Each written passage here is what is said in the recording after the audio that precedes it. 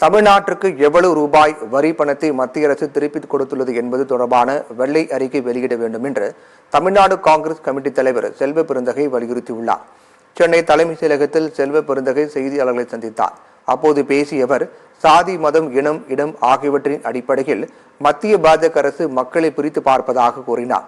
தமிழகத்தில் இருந்து பெறப்படும் வரி பணத்தை உத்தரப்பிரதேசம், ஹரியானா உள்ளிட்ட மாநிலங்களுக்கு கொடுப்பது எந்த வகையில் நியாயம் என்று அவர் கேள்வி எழுப்பினார். தங்களது வரி பணத்தில் எவ்வளவு ரூபாய் மத்திய அரசு திருப்பிக் கொடுத்துள்ளது என்பது குறித்த வெள்ளை அறிக்கையை வெளியிட வேண்டும் என்றும் செல்வ பெருந்தகை வலியுறுத்தியுள்ளார்.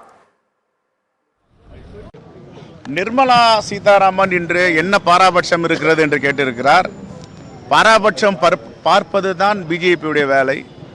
பாராபட்சம் பார்ப்பதுதான் மோடி அரசுடைய வேலை. கிழக்கு, மேற்கு, தெற்கு, வடக்கு என்று பிரித்து பார்ப்பது, ஒரு மதத்தையும் பிரித்து பார்ப்பது, இனங்களை பிரித்து பார்ப்பது, சாதிகளை பிரித்து பார்ப்பது, இதுதான் பாஜக RSS உடைய சித்தாந்தம். நான் கேட்கிறேன், தமிழ்நாடு அரசு ஒரு வருடத்திற்கு எவ்வளவு வரி பணம் ஜிஎஸ்டியாக கொடுக்கிறது? ஜிஎஸ்டி கொள்கையின் அடிப்படையில் எவ்வளவு ரூபாய் நீங்கள் திருப்பி கொடுத்திருக்கிறீர்கள்? நிவாரணம், மிகப்பெரிய பேரிடர், வரலாறு காணாத பேரிடர், வெள்ளம், பெருமழை வந்தது.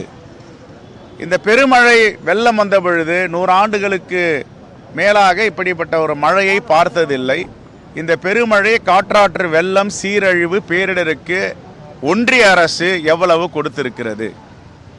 உங்களுடைய பாஜக ஆளும் மாநிலங்களில் பேரிடர் வரும்போது, வெள்ளம் வரும்போது எவ்வளவு கொடுத்திருக்கிறீர்கள்?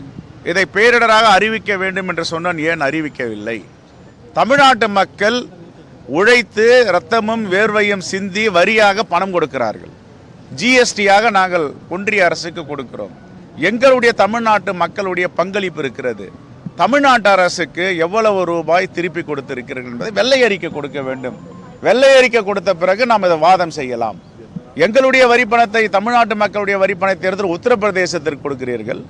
தமிழ்நாட்டுடைய ஜிஎஸ்டி பணத்தை எடுத்து ஹரியானாவிற்கு கொடுக்கிறீர்கள், பீகாருக்கு கொடுக்கிறீர்கள். எந்த விதத்தில் நியாயம் இது?